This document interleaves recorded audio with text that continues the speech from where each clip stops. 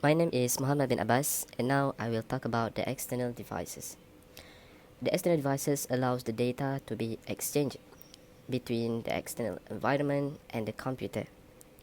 The peripheral devices, which is an external devices that connected to an I/O module, which is the keyboard, the mouse, audio speaker, and so on.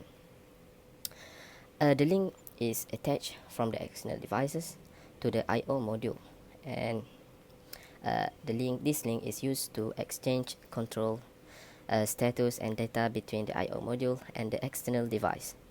It has been separated into three categories, which is first the human readable, second the machine readable, and third is the communication.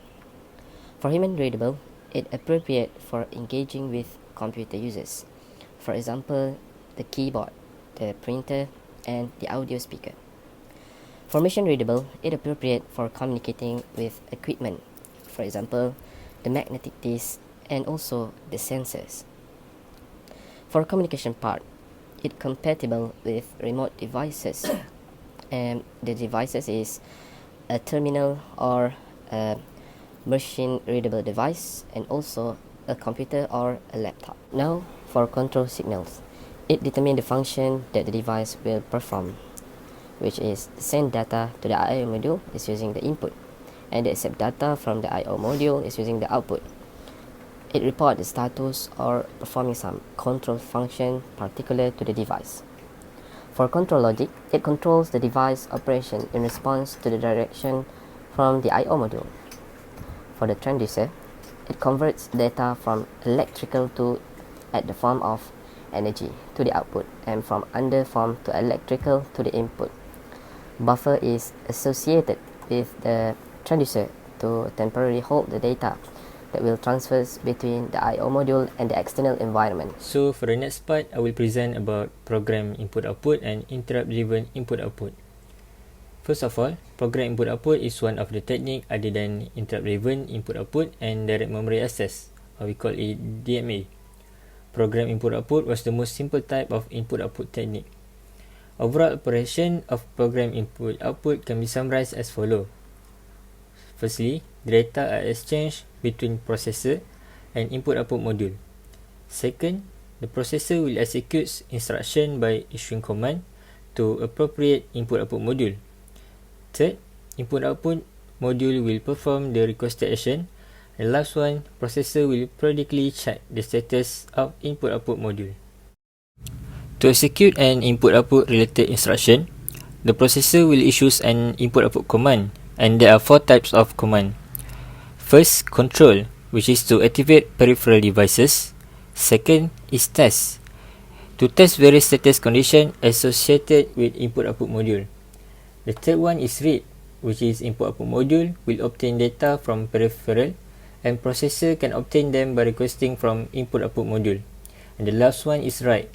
Input-output module take the data from the data bus and transmit it to the peripheral.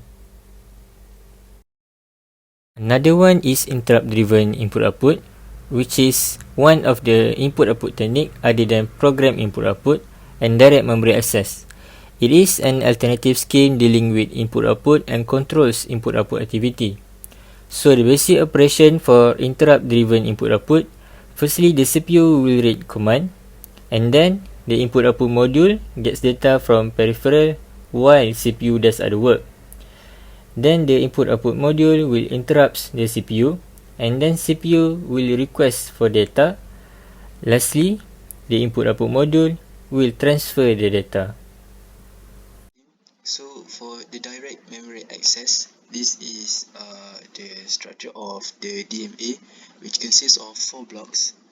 First one is the CPU, and the second block is for the DMA controller, and the next one is the memory block, and the last one is the disk controller. So first of all, the CPU going to contact the disk controller and instructed it to read the data from the external device or drive, and the disk controller going to store the data inside the internal buffer inside the disk controller itself. And the next part, the DMA controller going to request the disk controller transfer the data into the memory block. And then after the task is finished, the disk controller going to send the acknowledgement to the DMA controller stating that it has finished the job. So all of these 4 blocks are connected with the data bus.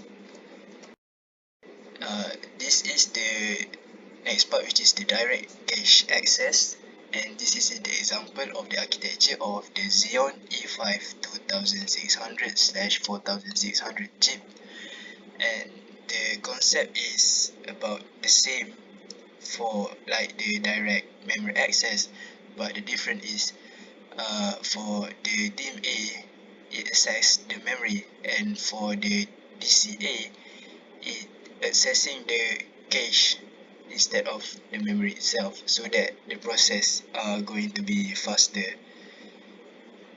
That's all from me, thank you. Assalamu alaikum wa rahmatullahi wa barakatuh. My name is Muhammad Aqil bin Ibrahim, and let's continue the presentation.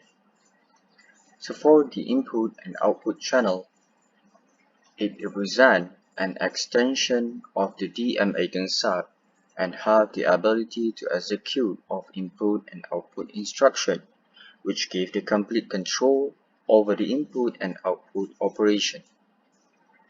So it has 2 types of input and output channel, which are selector channel and multiplexer channel.